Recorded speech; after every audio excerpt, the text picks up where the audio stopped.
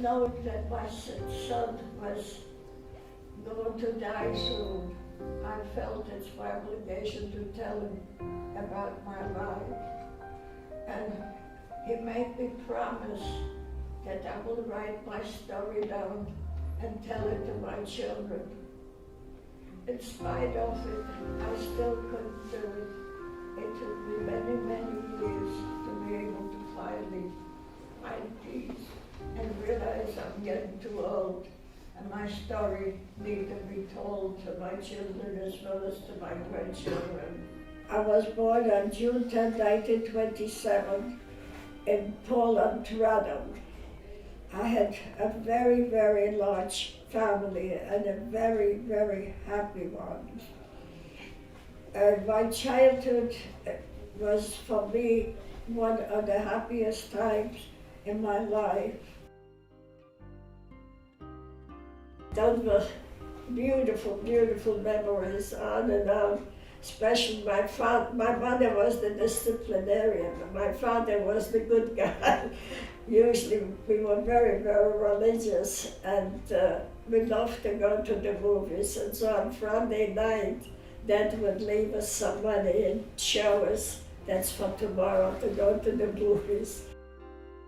We were invaded by the Germans on September the 3rd, 1939. And all our life took a horrible turn around. In 1942, August the 6th, I completely lost my family.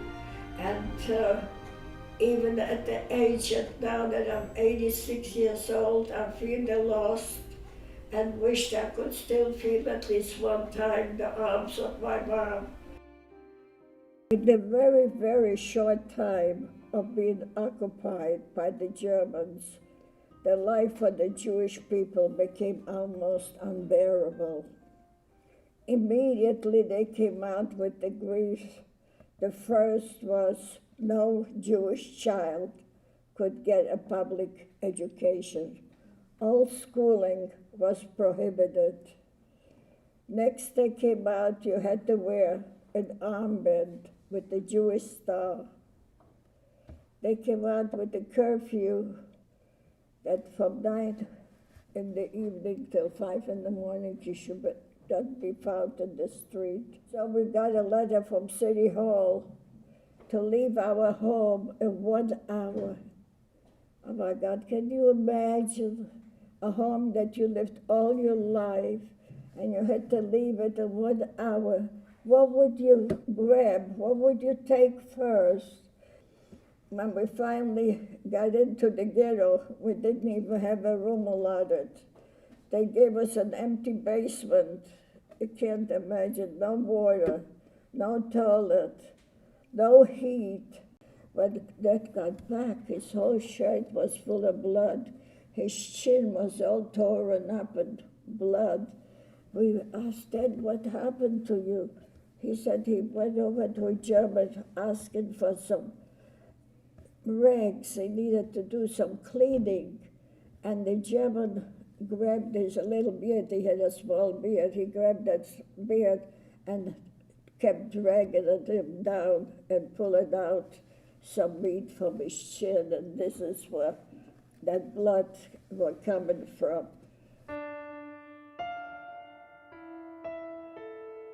My grandmother was holding my hand. All of a sudden, she loosened my hand and started running.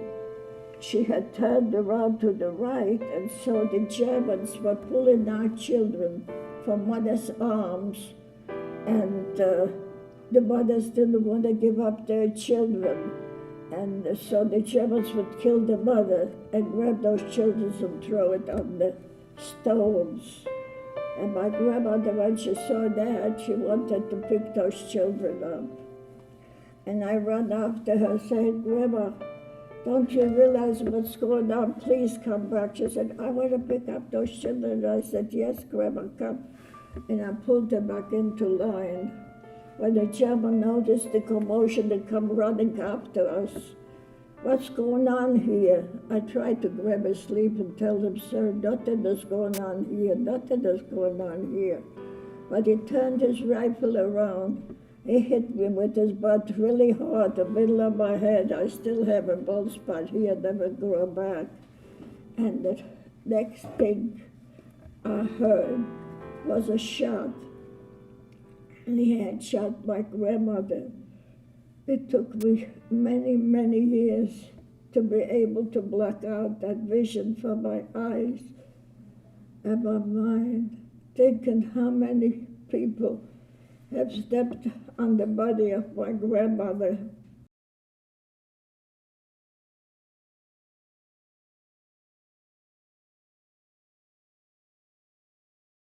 It was suffocated because we were so tight. You couldn't turn right or left because of the tightness in the wagons. And so when we arrived finally at Auschwitz, almost a fourth of the people that went in were dead. At the time, I was shocked when we came out and we were bereft of our names and had to remember a name by the A15 or 49. If God forbid, would I have forgotten that name, or any one of us who did forget, we would get such a beatings from the couple that you can't imagine that we could even survive those beatings, but we did for some reason. I put some rags and some paper around my feet, and in no time my feet got so ulcerated that every few days we had a doctor by the name of Mengele who came through our lines and picking out people to the right and to the left. The people to the left were sent to the crematoriums. The people to the right could still live. While being without shoes and being continuously sick, I decided to go to the crematorium.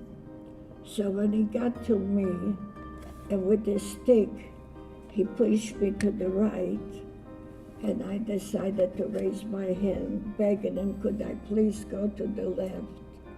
And he didn't look at my feet or my legs, he looked at my face, and with his stick, he grabbed me like just my dress and pushed me over to the right. He said, you're still young, you still can live. I guess God had something in mind for me.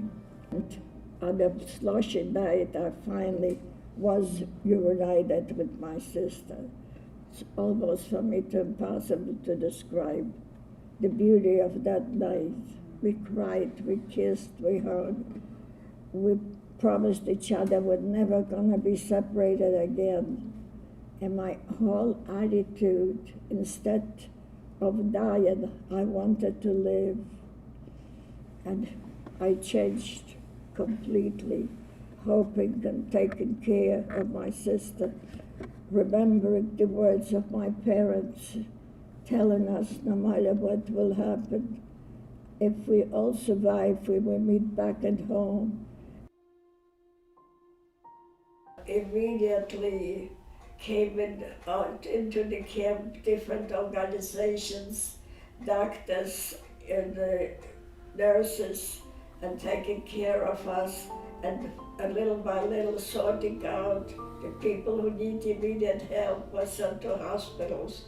The people who were able not to still stay in the barracks, and all of them were offered help where to go, and financially as well, and offering jobs if you were able to do and help out. And it was tremendous, tremendous help from the English people. I didn't know what would be, where could I ever find someone, hoping and almost dreaming maybe my parents and my other siblings survived. Unfortunately, I lost all of my family outside. Then I found my sister in Auschwitz, and then after we were liberated, my brother, who came to Bergen-Belsen. What a wonderful, wonderful reunion that was. I went down the first thing, believe it or not, and kissed the earth to be in a free country, for one thing. So it was a very hard time, but like I said, I never gave up. After a few weeks working, I learned how to sew, and I went to sew on pockets on the shirts, and I was making already $67 a week, and that helped a great deal.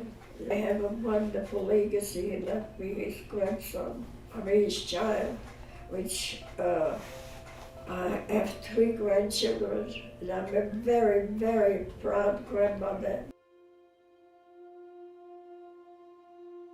The main advice to my kids would be not to be bystanders and not to give up, to feel strong. There's always help. If you can't go to our parents, which we can get the biggest help, we can go to our teachers, we can go to our pastors, to fathers in the churches, and there's also psychiatrists and sociologists that can help you, and don't ever give up. Be strong. You can make it if you have faith in yourself. And this is the only thing I can say. And don't ever be a bystander, and try to help whenever you can. This is my